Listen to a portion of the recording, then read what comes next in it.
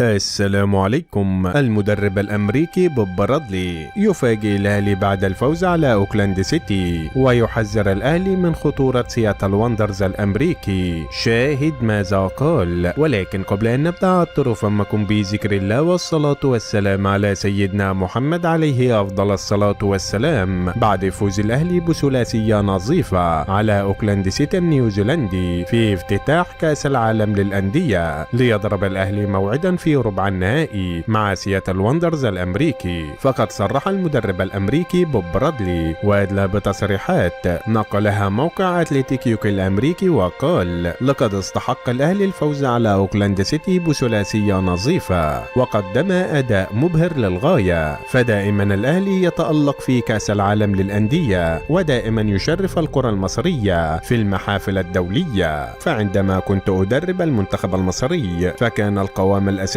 للمنتخب المصري من النادي الأهلي، لأن لاعبي النادي الأهلي تمتلك الشخصية والروح القتالية وعندهم الرغبة في الفوز دائما، وأعتقد النادي الأهلي سيكون خصما ليس بالسهل على سياتل وندرز الأمريكي في مباراة ربع النهائي، لأن الأهلي يمتلك لاعبين على أعلى مستوى ولديهم مدرب يمتلك الخبرة والمرونة التكتيكية. ولكن أحذر النادي الأهلي من سرعة لاعبي سياتل وندرز، وخاصة في الهجمات المرتدة، وأيضا لديهم تسديدات قوية على المرمى من خارج منطقة الجزاء. وأعتقد أن المدرب مارسيل كولر سيقفل الملعب أمام الفريق الأمريكي، ولكن الأهلي لديه الخبرة الكافية من أجل تخطى الفريق الأمريكي، لأن الأهلي فاز من قبل على مونتير المكسيكي وبالمراس البرازيلي، ومن الممكن أن يفوز على سياتل وندرز. وأعتقد أن الأهلي سيفوز بهذه المباراة، وهو من سيقابل ريال مدريد في نصف النهائي. وفي النهاية، لو أنت محب للنادي الأهلي اضغط لايك على هذا الفيديو، ولا تنسى الاشتراك في القناة ليصلكم جديدنا.